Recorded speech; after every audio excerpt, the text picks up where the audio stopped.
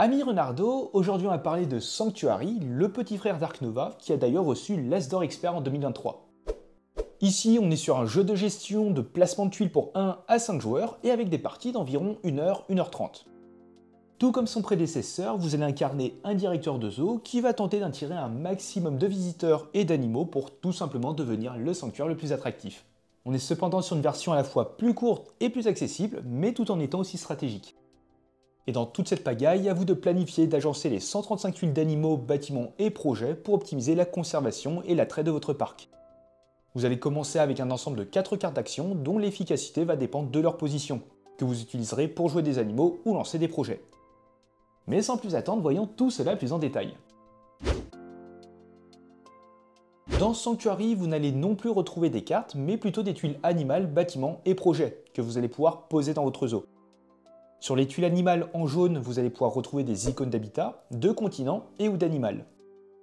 Les tuiles bâtiments en bleu sont reconnaissables grâce à cette icône, et les projets en violet avec celle-ci. Pour les animaux et projets, le niveau est indiqué à gauche, ce qui indique la force requise pour jouer cette tuile. En revanche, les bâtiments n'ont pas de niveau, mais une condition à respecter, comme par exemple être adjacent à 2 autres tuiles du continent indiqué. Certaines tuiles rapportent des effets supplémentaires qui peuvent être à usage unique au moment où la tuile est jouée, comme par exemple avec ce petit wallaby au cou rouge, et d'autres auront des effets permanents, comme par exemple avec l'herpétologue. Il vous permettra de prendre une tuile de la rivière lorsque vous jouez une icône de reptile. Et attention, ce type d'effet s'applique immédiatement. Je pourrais donc en posant cette tuile directement en prendre une de la rivière. Vous retrouverez des points d'attrait, donc les points en fin de partie à ce niveau-là. Parfois ça sera des points bruts, et d'autres fois ça sera en fonction des tuiles présentes dans votre zoo. Et petite nouveauté, les couples d'animaux. Certaines espèces animales existent en 2 exemplaires, mâles et femelles. Si vous parvenez à placer les 2 spécimens d'un couple d'animaux l'un à côté de l'autre dans votre zoo, vous allez gagner immédiatement un jeton conservation, en plus des autres effets potentiels. Mais on voit à quoi ça sert un peu plus tard.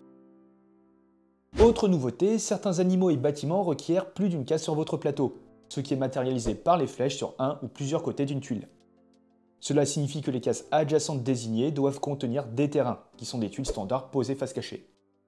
Ces flèches ne peuvent pas désigner des tuiles qui ont déjà été jouées face visible ou pointées vers l'extérieur de votre zoo.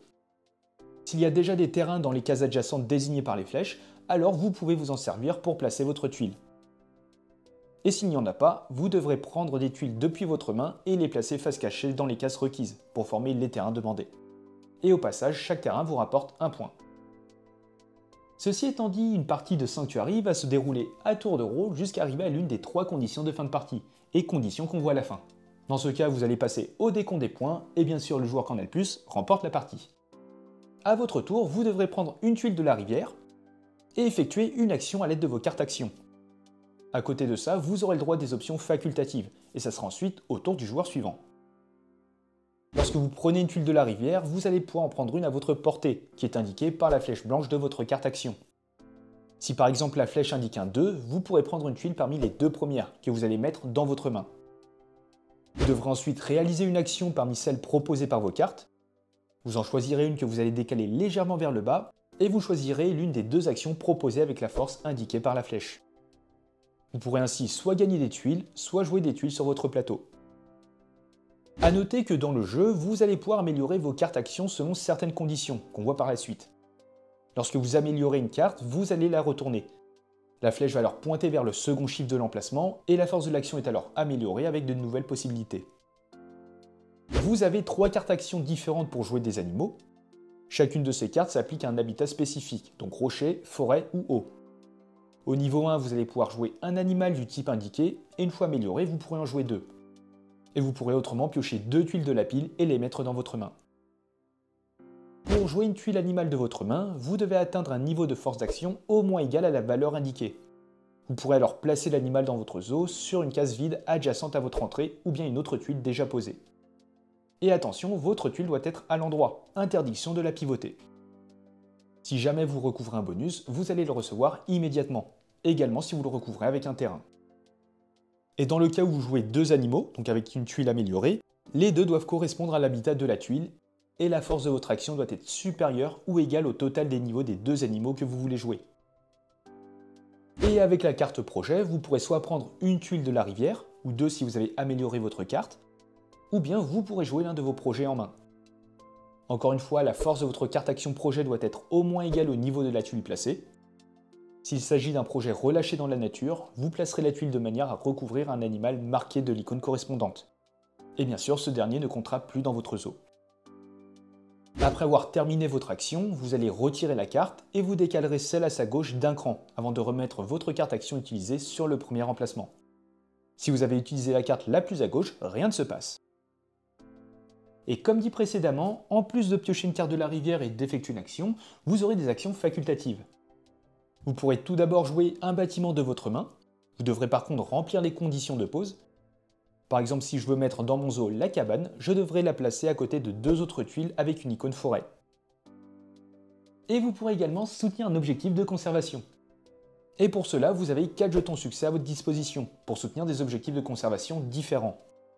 Pour chaque objectif, vous devrez avoir le nombre minimum d'icônes d'un type donné dans votre zoo. Comme par exemple ici, cet objectif demande d'avoir des oiseaux.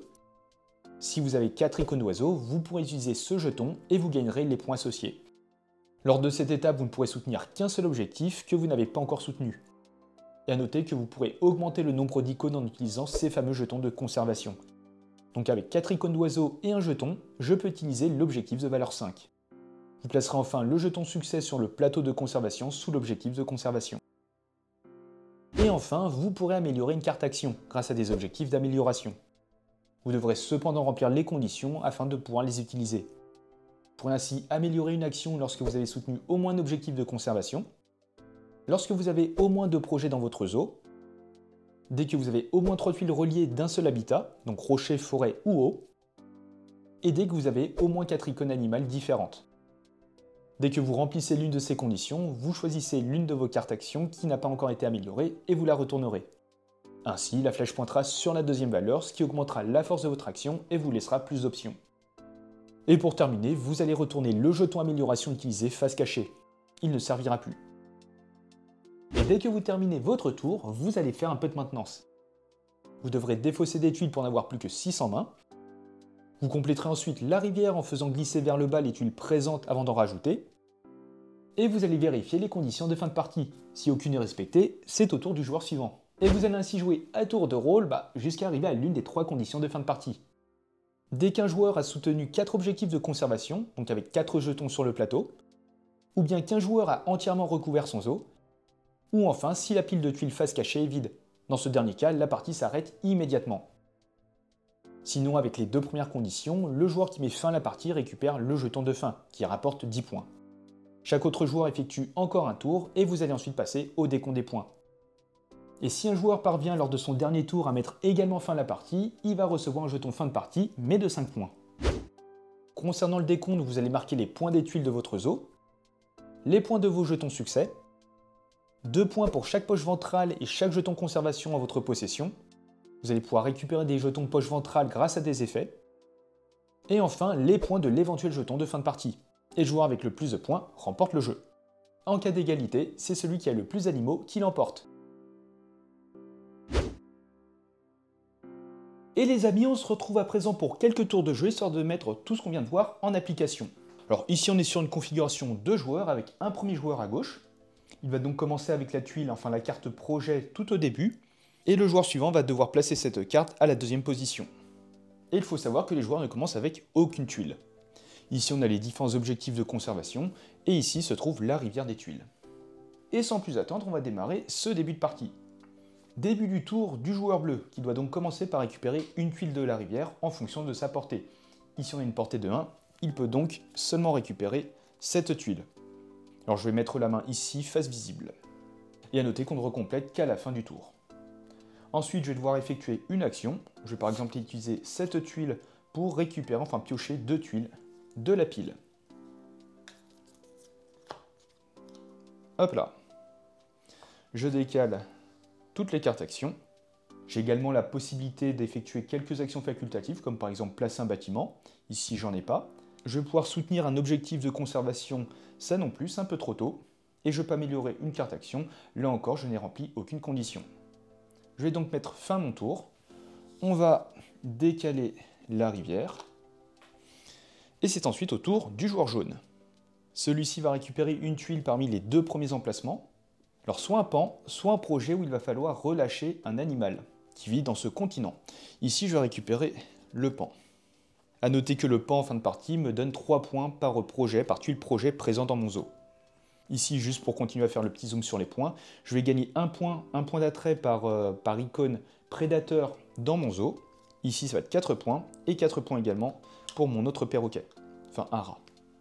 Et à noter que pour poser cette tuile, il me faut une action d'animal de puissance 5.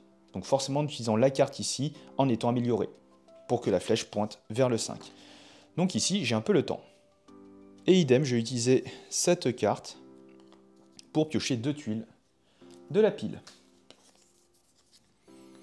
J'ai ici une loutre d'Europe qui va me permettre de gagner 2 points pour chaque tuile adjacente à celle-ci et avec une icône d'eau. Et un lion des mers qui va me donner 2 points d'attrait par icône prédateur dans mon zoo. Ici on remarque également la flèche, il faut donc un terrain au-dessus de lui. Fin du tour, on décale la rivière. Ici je vais pouvoir récupérer une tuile à 2 de portée. Et je vais prendre ce petit singe. Et je vais utiliser cette tuile, enfin cette carte action, pour poser mon premier haras rouge. Et je décale le reste. Fin de mon tour, on décale la rivière. Ici, il y a le jaguar qui me tente bien, je vais donc le récupérer. Et lorsque je vais le jouer, je vais pouvoir piocher 3 tuiles de la pile et garder un animal. Alors, 4, 3. Encore une fois, je vais utiliser cette tuile pour piocher 2 cartes, enfin 2 tuiles depuis la pile. J'ai ici mon premier bâtiment. Il faut qu'il soit adjacent à 2 tuiles avec un symbole de forêt. Donc c'est bon à savoir. Je vais mettre fin à mon tour. On décale la rivière. Hop là. Avec une portée de 3, je vais récupérer le capybara. Et je vais en profiter pour le placer. Donc ici, il me faut la carte animale de type eau. J'ai une force de 4, il faut une force de 2, tout va bien. Je décale le reste. Et je vais mettre fin à mon tour. Avec une portée de 4, je vais récupérer ce bâtiment. Et je vais cette fois-ci poser ma petite loutre en utilisant cette tuile.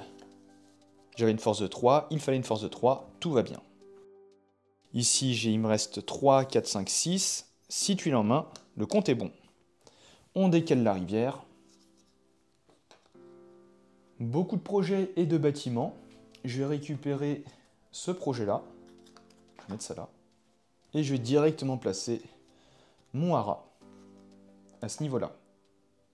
Étant donné que j'ai formé un couple, je vais pouvoir récupérer un jeton de conservation. Hop là. Et ce qui va m'aider pour remplir des objectifs. Et d'ailleurs, en tant qu'action gratuite, je vais remplir un objectif. Ici, j'ai 2 oiseaux. Je vais utiliser mon jeton de conservation. J'ai donc 3 icônes d'oiseaux. Je vais donc pouvoir mettre ça ici. Et ça va me rapporter 7 points en fin de partie. Je défausse bien sûr le jeton. Et étant donné que j'ai soutenu un objectif de conservation, je peux retourner cette tuile pour améliorer une carte action. Par exemple, je vais retourner cette tuile-là, ce qui va me permettre de pouvoir récupérer 2 tuiles de la rivière au lieu d'une. Et bien sûr, ça va améliorer la force de mon action. Pour terminer mon tour, je décale hop, la carte utilisée. On va décaler la rivière. Et c'est ensuite au tour du joueur suivant. Donc vous allez ainsi enchaîner les tours jusqu'à arriver à l'une des 3 conditions de partie. Donc pour rappel, un joueur a rempli entièrement son zoo, ou bien que la pile des tuiles est vide, ou bien dès qu'un joueur a utilisé ses 4 jetons objectifs. Dans ce cas-là, il vous restera un tour avant de passer au décompte des points. Et le joueur qui en a le plus va remporter la partie. Et je pense que vous l'avez vu à travers ces quelques tours, on est sur une version à la fois plus accessible et plus rapide, notamment sur les tours de jeu.